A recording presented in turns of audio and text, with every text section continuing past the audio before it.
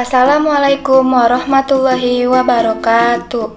Kami dari kelompok 9 yang beranggotakan Davina Prameswari, Dea Aditya Maharani, dan Ikmaluddin Subki. Pada kesempatan kali ini, kami akan menjelaskan tentang materi merancang sistem karir.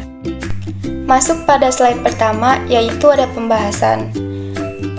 Pertama, sistem karir, kedua, manfaat sistem karir, ketiga, perencanaan sistem, dan 4, hubungan pengembangan karir dengan prestasi kerja. Karir terbagi menjadi 6, yaitu ada experience, goals, skills, education, value, dan interest.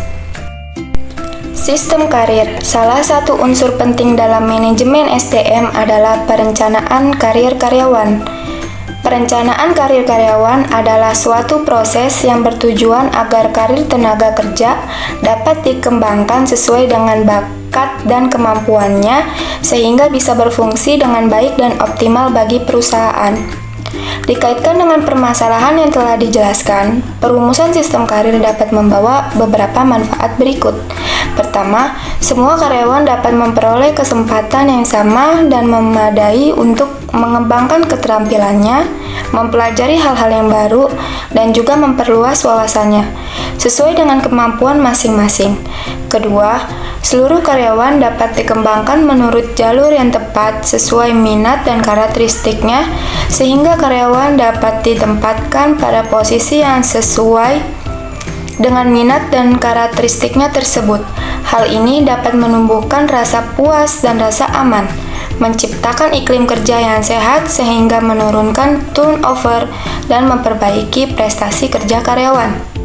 Dan ketiga, pengembangan karyawan dapat berjalan secara baik, komprehensif, dan lancar, sehingga semua tingkatan dalam organisasi mulai dari tingkat pelaksana hingga pimpinan puncak dapat diisi dengan karyawan berkemampuan handal.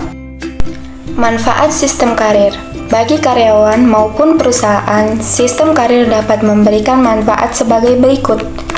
Pertama, bagi karyawan, mengembangkan potensi kemampuan dan keterampilannya, mengetahui jalur pengembangan karir karyawan dalam organisasi, dan mendapat pelatihan yang sesuai dengan arah pengembangan karirnya.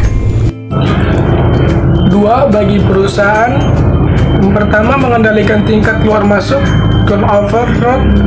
2. Membantu terlaksananya program kaderisasi. 3. Mengetahui dan mengantisipasi keinginan dan bakat tenaga kerja. Yang keempat, mengetahui sejak awal tenaga kerja yang kurang atau yang tidak terampil, juga tenaga kerja yang tidak produktif sehingga dapat diambil tindakan segera.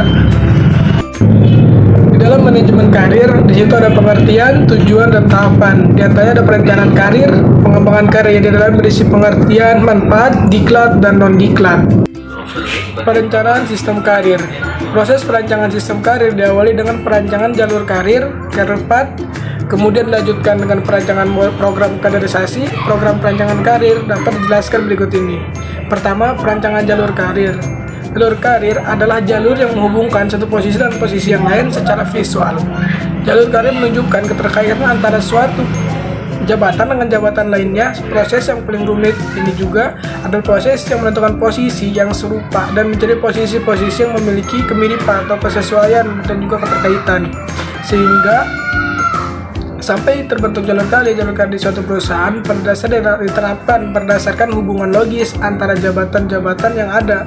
Lihat tadi, 1. Isi tugas-tugas yang dijalankan. 2. Hierarki posisi di dalam struktur organisasi. Yang ketiga, jenis tugas atau struktural atau fungsional. 2. Perancangan program kaderisasi. Program kaderisasi dirumuskan setelah rancangan jalur karir terbentuk. Melalui proses kaderisasi ini, jika dalam organisasi terdapat jabatan kosong yang perlu diisi, maka dapat diketahui karyawan-karyawan yang sesuai untuk menempati jabatan tersebut. Program kaderisasi atau succession plan disusun juga memeriksa dan menyiapkan kandidat karyawan untuk mengisi posisi atau jabatan yang ada dalam perusahaan. Pemeriksaan yang dilakukan pada dasarnya adalah pemeriksaan kesesuaian kualifikasi individu di dalam diri karyawan tersebut dengan rumusan kualifikasi yang dipersyaratkan pada suatu posisi atau jabatan tertentu. Proses kesesuaian tersebut akan menunjukkan pertama, individu atau karyawan mana yang paling sesuai untuk dicalonkan menempati suatu posisi atau jabatan. Dan yang kedua, kemampuan atau kualifikasi apa yang perlu ditambahkan oleh kandidat agar sesuai dengan persyaratan posisi atau jabatan yang sedang dicari. Hubungan pengembangan karir dengan prestasi kerja. Jika seseorang sudah siap memikul tanggung jawab, pada 7 hal yang perlu diperhatikan. Yang pertama, prestasi kerja yang memuaskan. 2. Pengenalan oleh pihak lain. 3. Kesetiaan pada organisasi. 4. Pemanfaatan sponsor. 5. Dukungan para bawahan. 6. Pemanfaatan kesempatan untuk bertumbuh. Dan yang ketujuh, berhenti atas permintaan dan kemauannya sendiri. Materi yang selanjutnya ada program perencanaan karir. Yang pertama ada pendidikan karir. Pendidikan karir itu bisa melalui keikutsertaan karyawan pada seminar-seminar pendidikan atau pelatihan. Yang kedua ada informasi karir. Informasi karir itu penyediaan informasi terhadap struktur organisasi, uraian, atau jabatan. Yang terakhir itu ada konseling karir. Konseling karir itu bimbingan karir melalui bimbingan langsung atau sosialisasi. Faktor penentu keberhasilan karir. Yang pertama itu keterampilan semasa belajar, yang kedua keahlian, yang ketiga itu pelatihan ulang, yang keempat continue employability, kemampuan mendapatkan pekerjaan secara berkesinambungan, yang terakhir ada keberhasilan psikologis. Langkah-langkah pengembangan karir. Yang pertama itu ada kinerja. Prestasi kerja adalah hal yang utama bagi karyawan. Yang kedua itu ada exposure, pandai mempromosikan diri. Yang ketiga itu ada leveraging, permintaan berhenti untuk melanjutkan pekerjaan dan di perusahaan lain. Yang keempat ada dedikasi, kesetiaan jangka panjang. Yang kelima mentor dan sponsor, meminta bimbingan karir informal dan mengharap dukungan para orang yang berpengaruh dalam perusahaan tempat bekerja.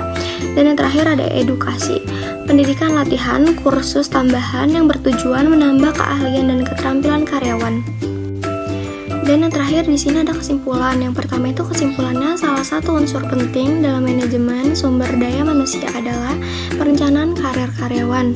Perencanaan karir karyawan adalah suatu proses yang bertujuan agar karir tenaga kerja dapat dikembangkan sesuai dengan bakat dan kemampuannya, sehingga bisa berfungsi dengan baik dan optimal bagi perusahaan.